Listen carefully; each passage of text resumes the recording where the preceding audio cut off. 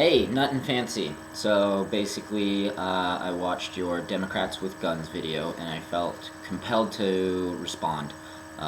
Being, I guess, the target demographic that you're addressing in the video. This is my first video I've ever done, so please bear with me here. I don't have quite the experience that you do.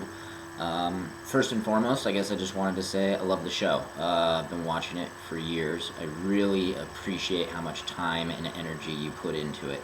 I feel that tons of pretty much everything you say is really valid, and I agree with almost all of it.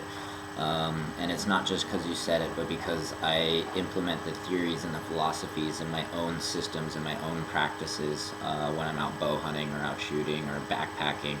And I see very similar results that you get as well as my own. I did think you were a bit harsh on your first XDM review, but it seems that you have since come to your senses.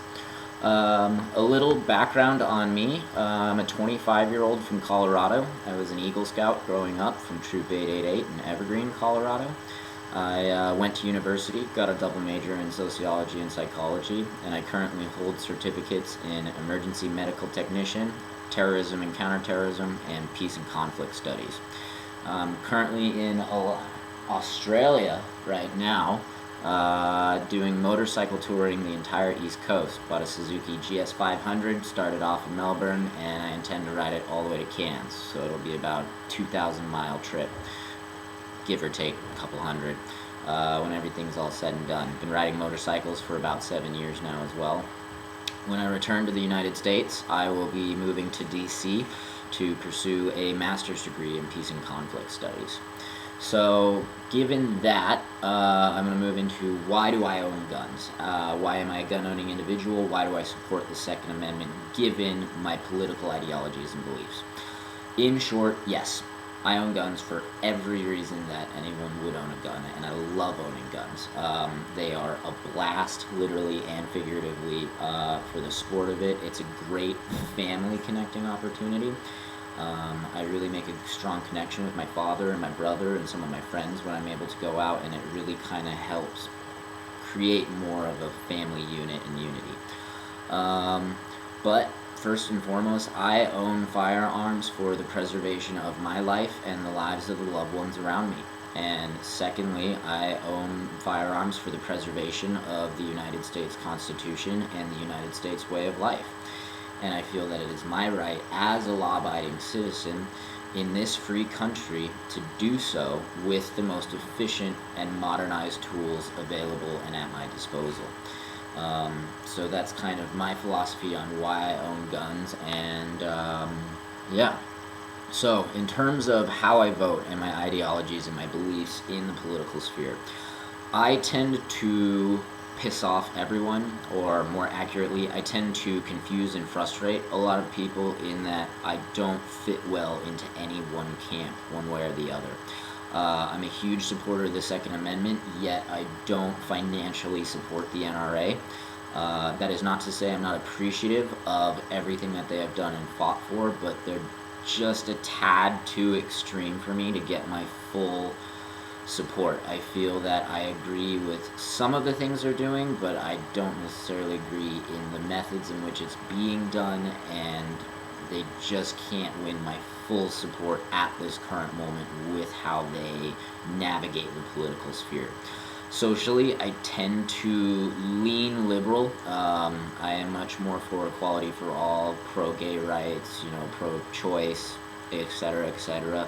Environmentally, I'm very liberal as well. Growing up being an Eagle Scout, I love being out, in the woods and in our natural resources. I'm all about preserving our beautifully amazing country. Having traveled the world and seen some really amazing places, it really makes you appreciate what America is and how much natural beauty we really have, and I'm really all for supporting that.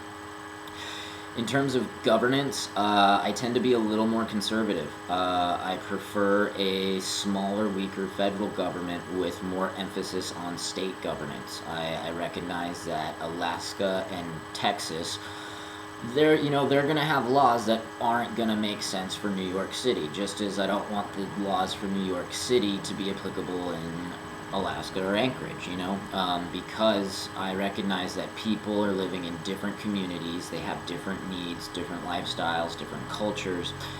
Therefore, I believe much more that most of the laws should be dictated by state governments rather than federal governments because our country is so vast. You're never going to have a one-size-fits-all situation that's going to be as advantageous. In terms of that, in the past, I have voted democratically. However, I am registered as an independent because, again, I don't quite fit the mold of a Democrat either. When it comes for me choosing a candidate of who I'm going to vote for, I want to vote for who I believe will be the most competent commander-in-chief of the United States of America. I need a candidate who's going to be strong and a wise leader in an international community, not just dictating the United States. I don't think we live in a world anymore where we can have a president who is ignorant of other cultures, other countries, other beliefs, and we're more and more living in an integrated world rather than a bunch of separate countries. And so, as that, I believe that our commander-in-chief, he's the strongest, he or she, or whoever they are going to be the strongest representation of the United States, what we stand for, and where we're going. And secondly, because there is no dominant international police agency of planet Earth, there's no overarching governing body, every country in essence is living in a system of anarchy, or as you would say, a WROL type situation. There is no, police agency for planet Earth that's going to come in when the drug cartels are slaughtering people in Mexico, just as no one's coming in and stepping up for Ukraine right now when Russia's invading and, doing antagonistic type behavior there. So when I vote for a commander-in-chief, I need someone that can stand up credibly, honorably, and with integrity in that kind of anarchaic, without rule of law type of system. Now, traditionally, that hasn't been the Republican Party for me. Ultimately, that I feel our political system has gone astray from what it was supposed to be. I think the two-party system is terrible, to say the least. It forces people to choose, to pick sides, and it makes a one-size-fits-all system where one size doesn't really fit anyone. And so people have to basically evaluate the two most viable options, which is either the Democrats or the Republicans in terms of winning the presidency, but then they have to say, all right, which one aligns with my beliefs and what I want to have happen mostly, because I feel that very few people look at the Democratic or the Republican Party and just go, oh my gosh, that's totally me, that's who I'm voting for. Everyone's like, okay, I agree with them on 7 out of 10 things, but I disagree on 3 out of 10, but, it becomes a system of we're voting for the lesser of two evils, unfortunately. And I really think it creates a divided nation that splits our efforts, it splits our communities, and it doesn't allow us to achieve our fullest potential. So in terms of the Republican Party, I'm not going to pull any punches here. This is my opinion. I'm not saying it's fact. This is just what I have seen in my short 25 years of being, a citizen of this amazing country, is I feel that the Republican Party is in shambles. To me, it looks like a bunch of wealthy, elderly white men who are desperately holding on to an archaic system that is no longer relevant or applicable to the modern world as they slowly circle the drain. I think they're out of touch with planet Earth, let alone our own country. And to be honest, I don't even know, or at least I haven't seen, that the Republican Party even knows what it stands for anymore. And that makes it really, really difficult for me to support the Republican Party if they can't even get a consensus amongst themselves or represent their target demographic well.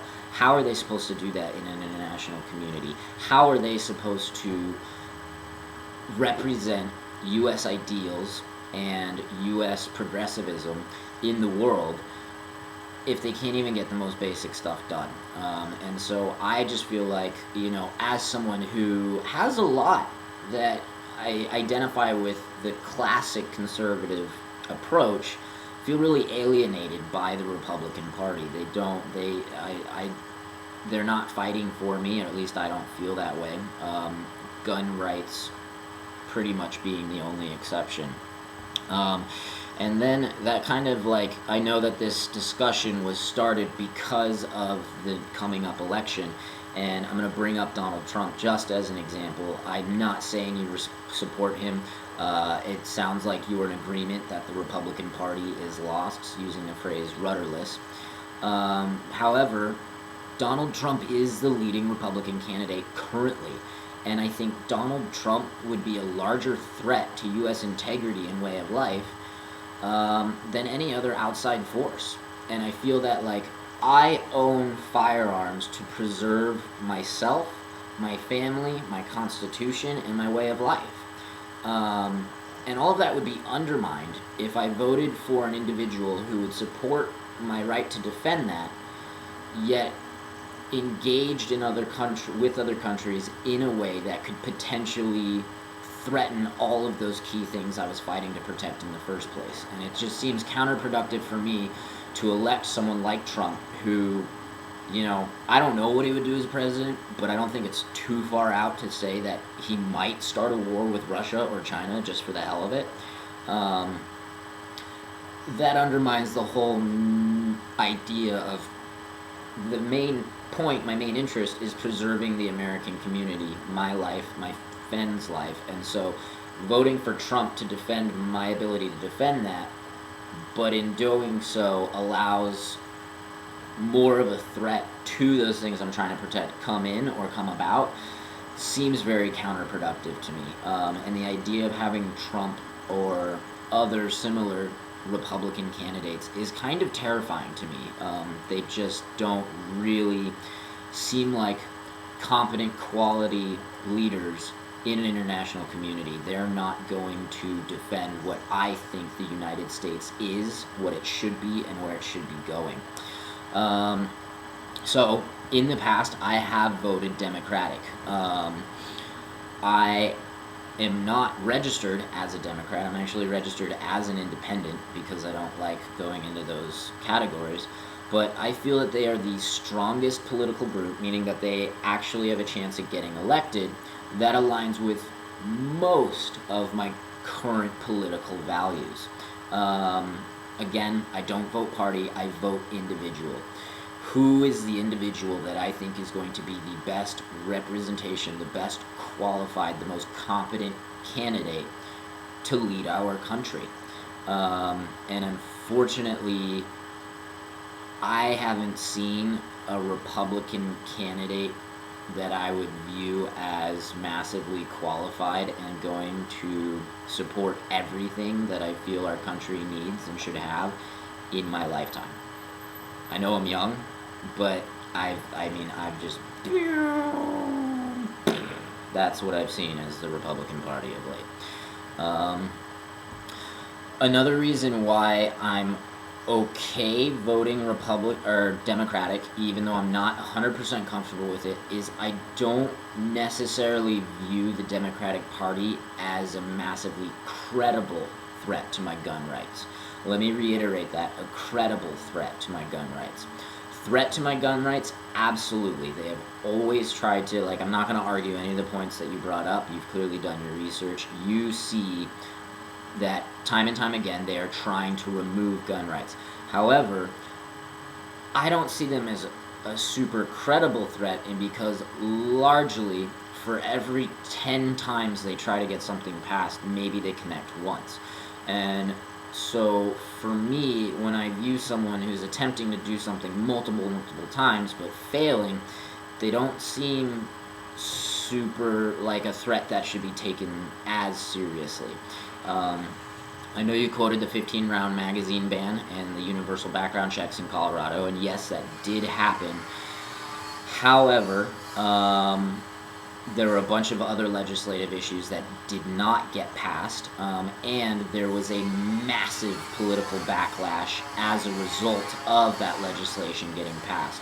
I know that 2 legislators were forced to step down by their communities, and a third one was forced to resign as that. And so when that message is sent to the Democratic Party, suddenly these legislators are not going to feel as motivated to try and push the gun control issue when they see the last time that something actually got passed, there was a massive backlash.